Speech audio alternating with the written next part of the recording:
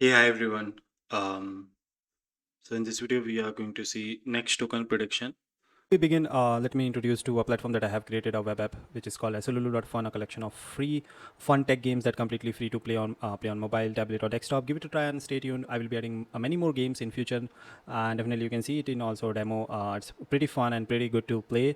And while playing, you can learn a lot of different concepts, be it Python, Agentic fundamentals, and a lot of different things. I'm going to add, even for Kafka and all. I'm going to add this game so that it can be really helpful for you. Please give it a try. And now let's jump directly into the video. Imagine I ask ChatGPT the capital of France is the famous example that we are taking. Do you think ChatGPT already have the entire sentence stored somewhere? Definitely no. It does not know how. It does not know the complete answer beforehand. Instead, it predicts one token at a time. It predicts the next token, add it to the sentence, then predict the next one, add it to the sentence, the next, and repeats this process until it decides to stop. Today, we will see exactly how that works. Okay, so previously, and the end of the previous video, we have had this like we have a sentence, we have self attention, and then we were getting the contextual vector. So for every token, the transformer created a contextual vector. Suppose our sentence is the capital of France is. The transformer processes all the tokens, but the most important part is the corresponding last token. Why? Because that's the token we are trying to continue from. Okay. Why only the last token?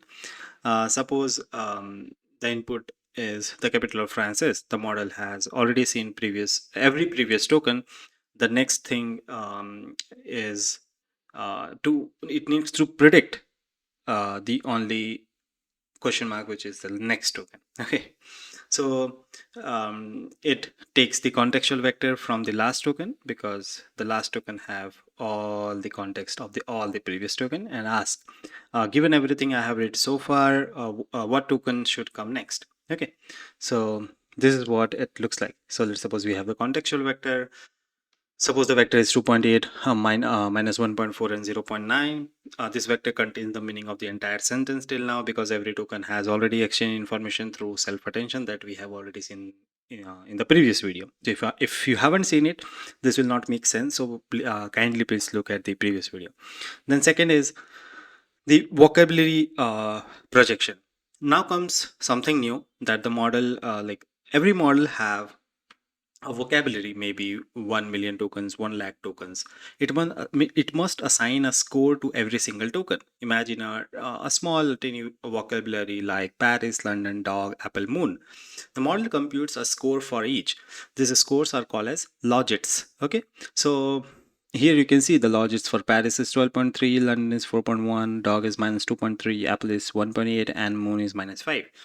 A logit is basically a simply unnormalized score. A higher logit means the model thinks that token is more likely. Okay, so we calculate the logit, then we again do the softmax thing that we have already seen in the previous video. So now after applying softmax, the logic becomes probabilities.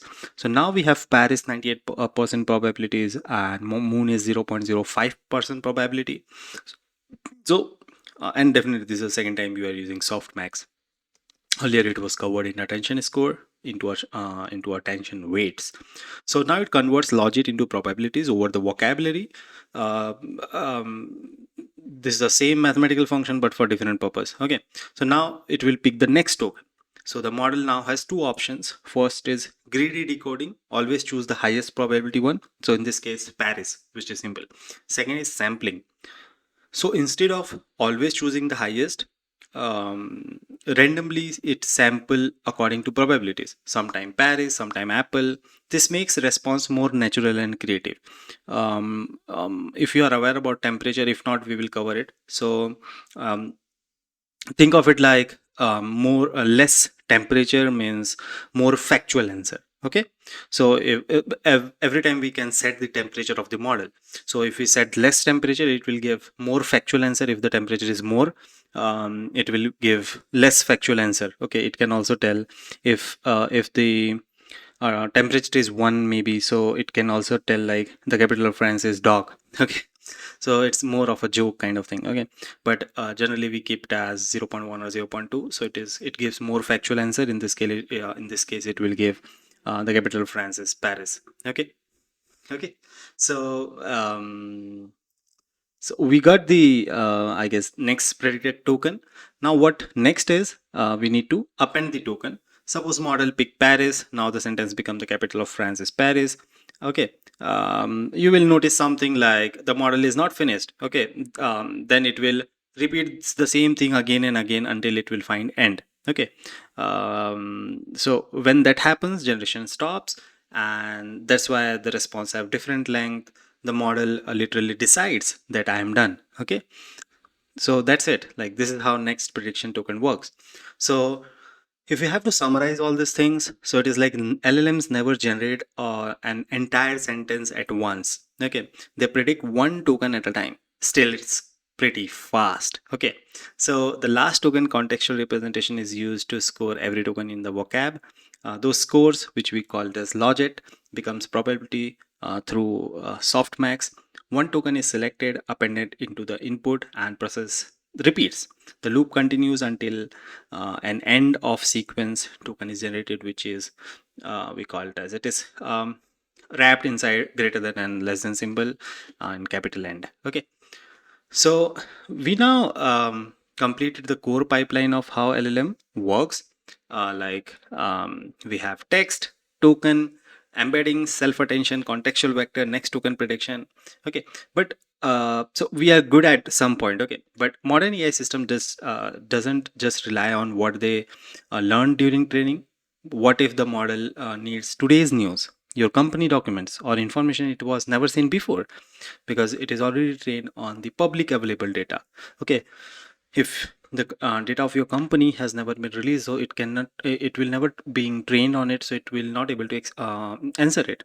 Okay, it's not like that. It will answer it, which we are going to unwrap on the future videos, where we will see RAG, vector DB, prompt engineering, function calling, and a lot more things. Okay, so the next topic is vector database, because we need to store somewhere our information such that model will have some information. Okay, so like we don't know everything.